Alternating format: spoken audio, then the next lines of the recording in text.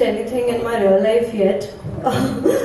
But I believe in vibes. I feel that, when you enter a place, you can definitely get the vibe of that place. Sometimes it's very negative, and that is what I call fear. I mean, that actually scares me. So, I don't know about supernatural, but while shooting Kalwa, that was the whole experience I already had in my life, Okay. Anyone else? Anyone who believes in it? I think Indian सब context में supernatural काफी believable है, क्योंकि हम लोग को बचपन से वो सिखाया गया है ना कि अंधेरे में डर लगता है. मैं एक बोर्डिंग स्कूल में पढ़ी हूँ, हिल स्कूल में, तो हमें तो हमेशा वो खौफ रहता था कि डार्क के पीछे कुछ है, जहाँ पे सुसाइड हुआ है वहाँ पे कुछ है, पीपल के पेड़ के नीचे मर जाओ. एग्जैक्टली. तो ये फोकलोर्स जो थे वो इतने बिलीवेबल हो गए हैं कि जब आप देखते हैं वो बिलीवेबिलिटी वो वर्ल्ड में आपको लगता है कि सच है. और आई थिंक राजीव ने काफी अच्छा डिपिक्ट किया है. Quite like the special effects and graphics काफी अच्छे से एडिट करा गया है, and actors of course have perform so well. So I think ये एक ऐसा जॉनर है. इनफैक्ट मैंने किया था एक शो कहीं किसी रोज बहुत साल पहले, और इतना ज्यादा वो कल्ट हुआ था, मुझे लगा नहीं था कि कभी वो मेरे क्यूकी सास और कहानी को बीट करेगा. बट अगर करा, दैट मीन्स बिलीवेबिलिटी है, लोग देखना चाहते हैं. आई थिंक फियर एक ऐसी चीज है जिसपे आप कभी भी वर्क कर सकते हो और लोग देखेंगे ही देखेंगे. Vibhu ji, anything you want to share on this? मेरा तो काफ़ी, मैं तो बहुत सुपरस्टिशियस हूँ और इन सब चीज़ों को काफ़ी मानता भी हूँ. और देखा जाए तो हॉरर फिल्म जो होती हैं वो, या वेब सीरीज़ जो है वो काफ़ी कम बनती हैं. और शायद यही जब स्टोरी मुझे राजीव जी ने सुनाई तो मुझे बड़ा सुन के बड़ा लगा कि ये कुछ एक नया सब्जेक्ट है. और कलवा जो है ये ऑलरेडी एक नाम है, जो ये एक विश्वास या अंधविश्वास या जो भी आप कहेंगे इसको, तो जब मैंने सुना तो मुझे बड़ा अच्छा लगा ये उस पर. तो उसी पॉइंट ऑफ व्यू से, मुझे स्टोरी के पॉइंट ऑफ व्यू से भी कह लीजिए, और क्योंकि मैंने जैसा बताया तो ये जो देवता जी ने बोला कि रात में पीपल के पेड़ के नीचे से मत गुजरो, या इस तरीके का जो अंधेरे से डर वाली जो बात है, वो ऑफ कोर्स मुझे लगता है काफ़ी लोग इस पर बिलीव करते हैं, और मैं तो करता ही हूँ. विभू जी, ऑल्सो अनसुनी और बाकी जैसे शोज जो अतरंगी पे इतना अच्छा कर रहे हैं, what do you expect from Kalwa now? ये पहला शो है हमारा हॉरर जो हमने इस पे हम डाल रहे हैं. और नो डाउट काफ़ी हमें अच्छे, अभी जब हम लोगों ने थोड़ा सा सोशल मीडिया पे इसको डाला तो बहुत अच्छा रिस्पांस आया. काफ़ी लोगों को बहुत ही अलग तरीके का एक सब्जेक्ट लिया. जैसे हमने ऑफ कोर्स बागिन और अनसुनी बहुत हट के शो हमने बनाए, तो क्योंकि अतरंगी है तो हम लोग अतरंगी करते हैं, तो ये तीसरा अतरंगी है. Quite interesting, huh? Start with this Rajiv, and then I would want Karam and Tanish, and then Also, Rajiv ji, I want to know the meaning of Kalwa. ये सिर्फ एक नाम है या इसका कोई मीनिंग भी है? So basically सिर्फ कलवा नहीं है, एक्चुअली जो रियल नाम है इसका होता है कच्चा कलवा. और ये एक रियल इंसिडेंट से जर्म हुआ था स्टोरी का, बिकॉज मैं राजस्थान में ट्रैवल कर रहा था, तो मेरे ड्राइवर ने बताया कि इस गांव में कच्चे कलवे का साया है. Then I try to find about it कि है क्या. तो मुझे एक अच्छी पोटेंशियल स्टोरी दिखी, और ये काफ़ी रियल इंसिडेंट्स, ये जो चाइल्ड गोस्ट होता है उसको कलवा बोलते हैं, स्पेसिफिकली कच्चा कलवा. तो ये एक खास करके राजस्थान, वेस्टर्न यूपी, यहाँ पे बहुत ज़्यादा इसके केसेस पाए जाते हैं. It's truly based on a real life story. My God. So everybody else was telling their real life experiences, and here we have something. I'm glad because यहाँ पे इंसिडेंट शेयर करना चाहता हूँ कि इस स्टोरी को मैंने बहुत जगह पिच किया था, तो बहुत समझ नहीं आई लोगों को. बट सर के पास में गया, मैंने बोला सर ये ना मैं बनाना चाहता हूँ. उन्होंने बोला ठीक है सुनाओ. एंड सर ने, आई थिंक मुझे ऐसा लगता है कि 5 मिनट्स के अंदर सर ने बोला था बनाओ, तो मुझे बहुत अच्छा लगा कि बैकिंग मिली, और आज ये सामने, तो इट्स गुड. Nice. फाइनली उनको कुछ अतरंगी मिला जो बनाना चाह रहे थे. Okay, moving on to actors, आप लोगों का एक्सपीरियंस कैसा रहा ऐसी फिल्म में काम करके? हॉरर स्पेस एक्सप्लोर करना is a little difficult also, little scary also. How was your experience? Well, to be very honest, this is again my first time, doing a horror, web show. And मुझे भी इस चीज़ के बारे में knowledge नहीं थी कि कलवा होता क्या है.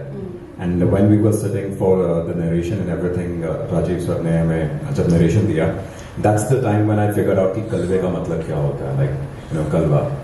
And obviously I was excited to be on board with these people and to work with them. And it was honestly personally हमें ऐसा while shooting ऐसा महसूस होता था कि ये things ऐसी चीजें होती हैं. And to be very honest, personally मैंने भी feel किया है in my real life as well. I've experienced such supernatural incidents. Okay. So coming on board and being a part of this amazing story. So I think so it was I'm reliving my childhood. ठीक है, real life है लेकिन I'm reliving it. Yeah, so it was definitely something out of the box for me. Tanish. I think even for me, first of all, Kalwa name itself was very catchy when I heard it for the first time. जब मतलब नहीं पता था तब. But the same thing happened with me even, at the time of the narration when I sat with my director Rajiv sir. The first question was, what's the meaning of Kalwa, as you asked. So he explained the same thing, that Kalwa means Kacha Kalwa, which is a child ghost, a category in ghost. And I think if we talk about supernatural again, I never had any experiences, but as I said, while shooting Kalwa, especially the locations where we were shooting, it was in Lucknow, and the location itself had so many stories to tell. And the people there, they also told us a lot of stories which were real based and which were so true. And I think I could feel the vibe of Kalwa while shooting Kalwa. Okay Nivedita ji, मुझे आपसे जानना है कि ऐसी film ऐसे concept में casting कितना important और कितना डिफिकल्ट होता है. इनफैक्ट आप ये सवाल नहीं बोलती तो मेरा सबसे पहले यही बोलना था कि इसमें मैंने सबसे अच्छी चीज जो देखी थी ना, वो थी इनकी एंसेम्बल कास्ट. होता क्या कि हम लोग एक दो सीन या कम सीन्स के लिए किसी को भी ले लेते हैं कि कर लेते हैं, बट एक्चुअली बिलीवेबिलिटी उन्हीं से आती है जो इसमें जो तांत्रिक बने हैं, जो वो फेयर इंस्टिल कर रहे हैं कि है करवा, मतलब they were superb actors.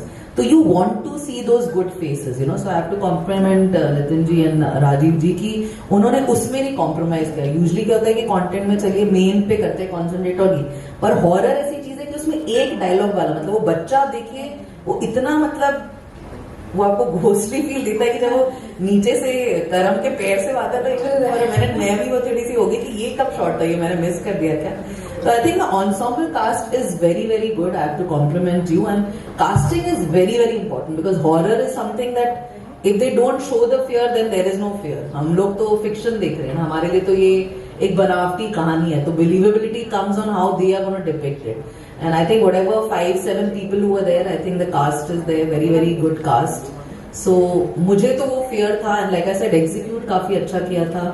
And thanks to विभू जी, वो काफी अतरंगी कॉन्सेप्ट्स पे बिलीव करके उसको एग्जीक्यूट करते हैं, which is quite commendable. Because जैसे राजीव जी बोल रहे हैं, हम लोग भी जब इस किटी के बाहर थे तो हमें भी पता है कि पिचिंग कितनी डिफिकल्ट होती है आइडियाज की, और एक आदमी जब हाँ बोल दे तो ऐसा लगता है कि मतलब you feel liberated and then you want to add to it.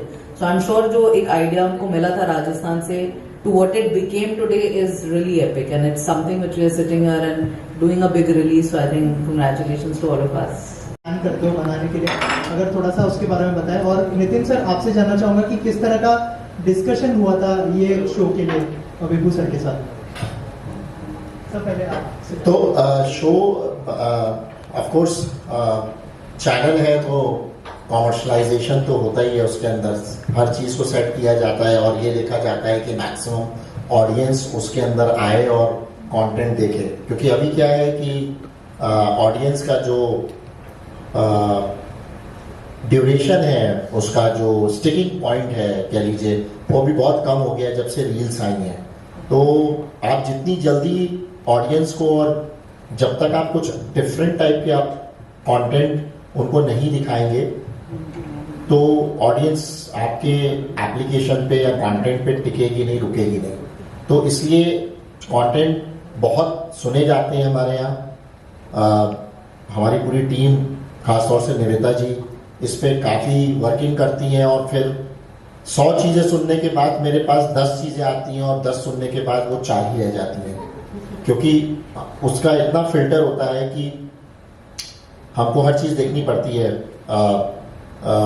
कि कॉमर्शियल एंगल से कितना ये आगे चलेगा और कितना डिमांड में आएगा, कितना ये वायरल होगा और कितना लोग इसको सीजन 2 इसका मांगेंगे। तो कुछ शोज ऐसे हैं जिसके हमारे पास डिमांड लिटरली आई है कि हम उसके सीजन 2 भी लाएं। तो ये एक हमारे लिए बहुत बड़ी अपॉर्चुनिटी है। जैसे आप सारे मीडिया भाई लोग जानते भी हैं कि इस इंडस्ट्री में और ख़ास तौर से OTT प्लेस में सस्टेन करना इवन और उसको आगे तक चलाना, ये बहुत ही एक डिफ़िकल्ट, एक बहुत बड़ी एक मुहिम है और एक बहुत बड़ा टारगेट है जिसको अचीव करना बहुत मुश्किल होता है। तो 24 घंटे में 26 घंटे हमारी टीम को कम पड़ते हैं। हमें लगता है कि रात भी क्यों बनाई गई है, हम और हमें कुछ मिले तो हम कुछ ना कुछ और नया सोचें और कुछ नया डालें, तो उसमें हम लगे रहते हैं कुछ ना कुछ ये नया करने के लिए।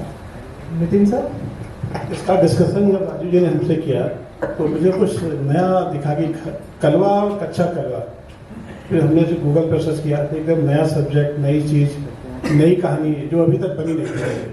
तो विभू जी से हमने डिस्कस किया कि एक ऐसी कहानी है और अच्छी कहानी है, अच्छा लगता है, कंटेंट अच्छा है जो अभी तक नहीं आया है।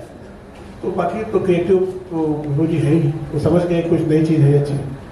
तो फिर नरेशन हुआ, उसी में इनके कुछ इनपुट थे वो दिया आपने और ये बन सीरीज। सर विभू सर, और एक चीज़ आपसे जानना चाहूँगा, जो मीम्स कैंपेन्स जो आप लोग चला रहे हो वो बहुत ही इंटरेस्टिंग है। जैसे अनसुनी का हमने देखा था, जिस तरह के मीम्स चलाए गए थे, तो सर वो किसका आइडिया था? अगर उस बारे में कुछ आप बात करना चाहें, अगर वो प्रमोशनल कैंपेन के बारे में। ये मार्केटिंग एक जॉइंट डिस्कशन होता है, मतलब इसमें मैं किसी एक का नहीं बोलूँगा, जॉइंट डिस्कशन होता है और उसमें मल्टीपल चीज़ें आती हैं। तो उसी को देखते हुए हम लोग ये सारी चीज़ें डिसाइड करते हैं कि मीम मार्केटिंग और रील मार्केटिंग करें, क्योंकि गूगल से तो और फेसबुक जो मार्केटिंग होती है वो तो होती है। और क्योंकि मैंने अभी आपको जैसे अभी इससे पहले बताया कि लोग ज़्यादातर स्टिक रील्स पे ज़्यादा है, तो रील्स को देख करके लोग डाइवर्ट होते हैं और अट्रैक्ट होते हैं। तो वो एक बहुत बड़ा एक पॉइंट है ऑफकोर्स। और मैं ये बात भी कहूँगा कि अभी किसी बहुत बड़े एक चैनल ने इस चीज़ को अडॉप्ट किया है, मैं नाम नहीं लूँगा उसका, कि वो 10 दिन 12 दिन पहले होर्डिंग लग जाती थी। एक बहुत बड़ा OTT चैनल है और उसकी रिलीजिंग डेट आती थी कि स्ट्रीमिंग ऑन दैट डे या व्हाटएवर। अभी मैंने जस्ट देखा है, अभी उन्होंने एक शो अभी रिलीज किया है, अब वो स्ट्रीमिंग नाउ में आ गए। क्योंकि हम अपनी जब भी मार्केटिंग करते हैं तो हम सेम डे जिस दिन रिलीज करते हैं हम उसी दिन का हम अपनी होर्डिंग लगाते हैं। ऑफकोर्स ट्रेलर्स 10-12 दिन 15 दिन टीजर जरूर रहता है, बट ये हमारी थोड़ा सा वो रहता है। तो हम ये भी बताना चाहते हैं कि रील मार्केटिंग के बाद एक रेवोल्यूशन भी आया है। To be very clear, Pakistani shows reel marketing और मीम मार्केटिंग स्टार्ट करा है जस्ट, और बिल्कुल सेम पैटर्न पे जैसे हमने किया है। नॉट इवन मी, कई और इंडियन बड़े चैनल्स ने भी स्टार्ट किया है।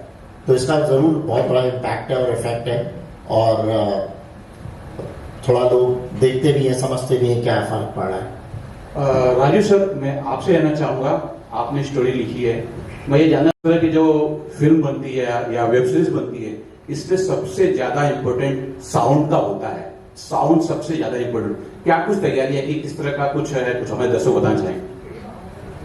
देखिए, हॉरर जो एक जॉनर है उसमें ये चीज है कि बहुत सारे कहानी जो लिखी जाती है उसके बाद उसके बहुत सारे फैक्टर्स इन्वॉल्व होते हैं। जैसे आपने साउंड बोला, वैसे लाइटिंग भी है, आपके कैमरा में VFX है, जैसा नीवी में आपने भी बोला। तो बहुत बारीकी से इसको एक तरीके से सबसे ज्यादा इसके ऊपर क्रिएटिव कंट्रोल टेक्निकल टीम का जो लोग बिहाइंड द कैमरा काम कर रहे होते हैं उनका इस जॉनर में ज्यादा एक इनपुट रहता है, ज्यादा एफर्ट्स रहते हैं। तो हर चीज पे उतना ही, इनफैक्ट इसका जो VFX है, जो ग्राफिक्स आपने देखे, काफी लंबे ड्यूरेशन तक बड़े बड़े स्टूडियोज के द्वारा किया गया, बहुत ही हाई क्वालिटी VFX है इसमें। और लाइटिंग भी अगर आप देखेंगे बहुत डिटेल में इसके ऊपर काम किया गया, और इस जॉनर में करना भी पड़ता है। अदरवाइज एक रोमांटिक कॉमेडी हो या एक नॉर्मल एक फैमिली ड्रामा है, तो उसमें कहानी और एक्टर्स एक लिमिट तक उस कहानी को ऊपर लेके जा सकते हैं। बट यहाँ पे थोड़ा सा एक्टर्स तो ऑफकोर्स हमारे पास एक से एक बढ़ के हैं, बट उसमें जो ये टेक्निकल एंगल होता है वो एनहांस करना ही पड़ता है ऐसे जॉनर में। मैं आपसे जानना चाहूंगा, मैम आपने ये किरदार प्ले किया है, जब हमने इसे देखा, जब हमने कलवा को देखा तो हम बहुत प्रभावित हुए, मतलब एक डर सा माहौल बना हमारे अंदर। आपने पूरा कैरेक्टर प्ले किया है, जब ये कैरेक्टर आपने प्ले किया, क्या आपके अंदर उस तरह का विश्वास आने लगा कि बिल्ली रास्ता काट गए तो नहीं जाना है, इस तरह का कुछ हुआ? जी, एक्चुअली मैं ब्राह्मण परिवार से बिलोंग करती हूँ, तो ये तो हम बचपन से सुनते आए हैं कि बिल्ली रास्ता काट गई तो आगे नहीं बढ़ना है। तो इस तरीके की जो स्टेटमेंट्स रही हैं वो तो बचपन से ही साथ रही हैं। जहाँ तक बात है उसको बिलीव करने की, जी बिल्कुल, जब जैसे कि मैंने कहा, जब मैं कलवा शूट कर रही थी तब मैंने जो एक्सपीरियंस किया है और जो फियर मैंने एक्सपीरियंस किया है, मुझे लगता है कि I started believing it more कि ये होता है। और उसके बाद अब ऐसा होता है कि जब भी मैं किसी शूटिंग के लिए आउटडोर लोकेशन जाती हूँ तो वहाँ की कहानी पहले पूछती हूँ कि यहाँ कोई हॉरर कहानी तो नहीं है, क्योंकि जब हम कलवा शूट कर रहे थे तो बहुत सारी हॉरर कहानियाँ मैं सुन रही थी। और बिल्कुल मुझे लगता है कि वाइब्स पे विश्वास तो हम सभी करते हैं, और अच्छा बुरा उसका सेंस हम सबको ही होता है, वेदर इट्स पॉजिटिव नेगेटिव, कुछ सही हो रहा है या कुछ गलत हो रहा है। और मुझे लगता है जहाँ हॉन्टेड जैसी कोई चीजें होती हैं वहाँ ऑटोमेटिकली एक अलग तरीके का वातावरण होता है। जब आप वहाँ एंटर करते हैं तो आपको वो समझ में आता है कि कुछ तो है जो ठीक नहीं है।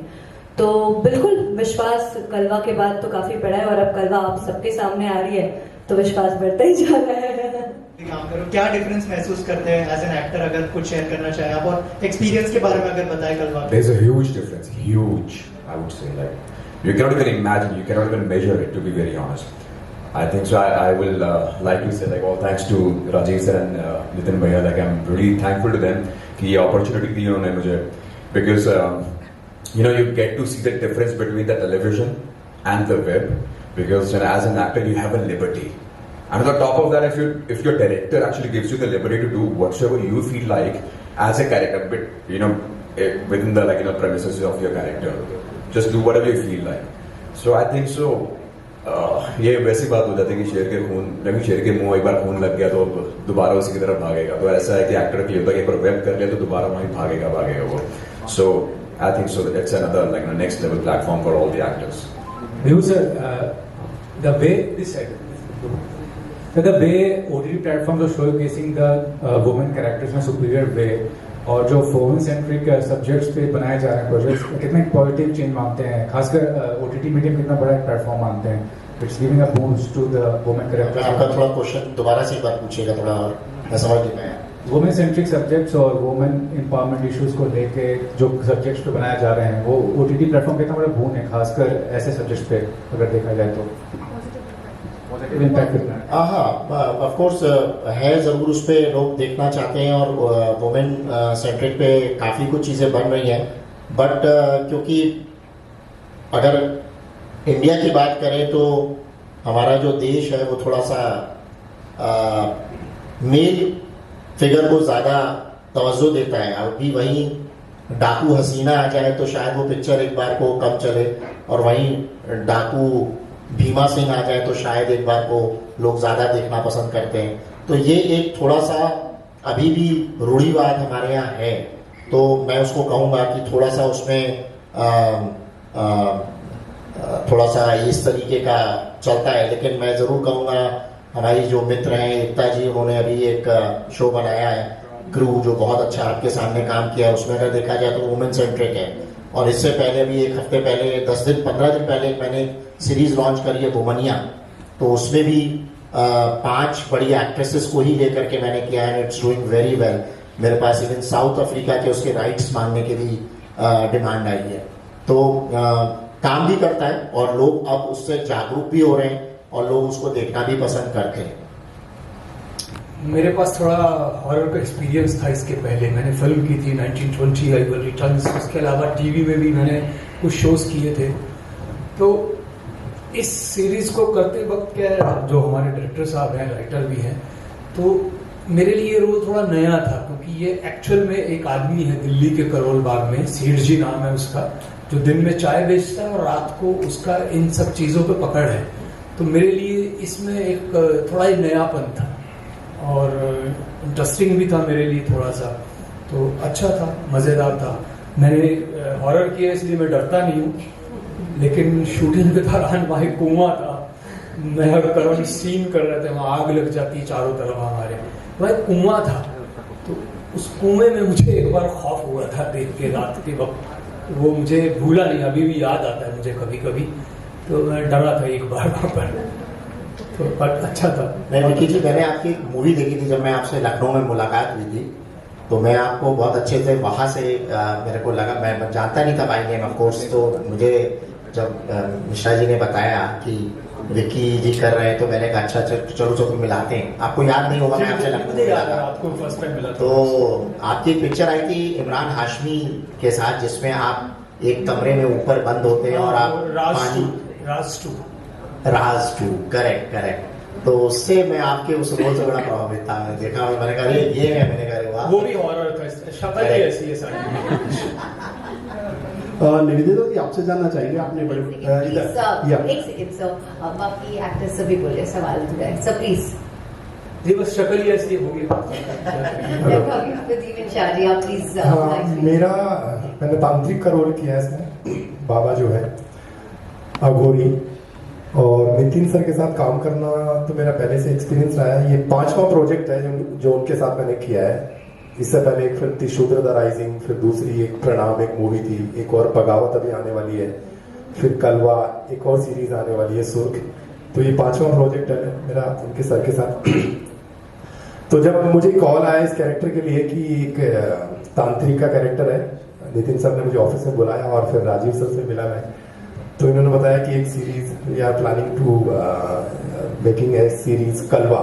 तो कलवा नाम सुन के, मैं राजस्थान से हूं तो मैं तुरंत अवेयर हो गया कि कलवा मतलब कच्चा कलवा वैसा वाला, क्योंकि राजस्थान में ये जब इस सर बता रहे थे कि पूरा नाम जो है वो कच्चा कलवा है, मतलब कम एज में किसी बच्चे की अगर डेथ हो जाती है तो उसकी आत्मा जो एक रूप में पैदा होती है उसको कच्चा कलवा कहते हैं। और ऐसी कहानियां मैंने भी सुनी है बचपन में गाँव में कि कच्चे कलवे रात को गाय भैंस का दूध पी जाते हैं और बहुत सारी ऐसी अनोइंग चीजें करते हैं जो डराने वाली। तो मेरे लिए तो कोई नई बात नहीं थी, टाइटल सुन के मैं समझ गया था कि कच्चा कलवा ये है। बट जब कैरेक्टर के बारे में सुना समझा तो उसमें बहुत ज्यादा गेटअप था कि पूरे लंबे लंबे बाल, दाढ़ी और काला पीला मुंह करना, ये सब। तो मैं थोड़ा सा उसके लिए सोचा, बट कुछ कहने के लिए था नहीं, नितिन सर को ना कर नहीं सकता था, तो मैंने फाइनली कसर में करूंगा। और लखनऊ पहुंच गए और कुछ 5-6 दिन की शूटिंग थी मेरी। थोड़ा सा टफ रहा, मुश्किल रहा, क्योंकि नाइट शूट था, गर्मी का टाइम था, बड़े बड़े बाल विग लगा करके और उस गेटअप में पूरा वो काला पीला होकर के काम करना। लेकिन मेरे साथ साथ सभी लोग मेहनत कर रहे थे, तो कभी ऐसा लगा नहीं कि चलो मैं अकेला ही इस तरह से कोई टफ काम कर रहा हूँ। सभी कर रहे हैं कि राजीव सर भी वहां लगे हुए हैं, नितिन सर भी रात को पूरी रात जग के बैठे हैं, अपने ये अजय जी का रोल प्ले किया, संजना, ये सब लोगों ने पूरी मेहनत करी और फाइनली अच्छा काम हुआ।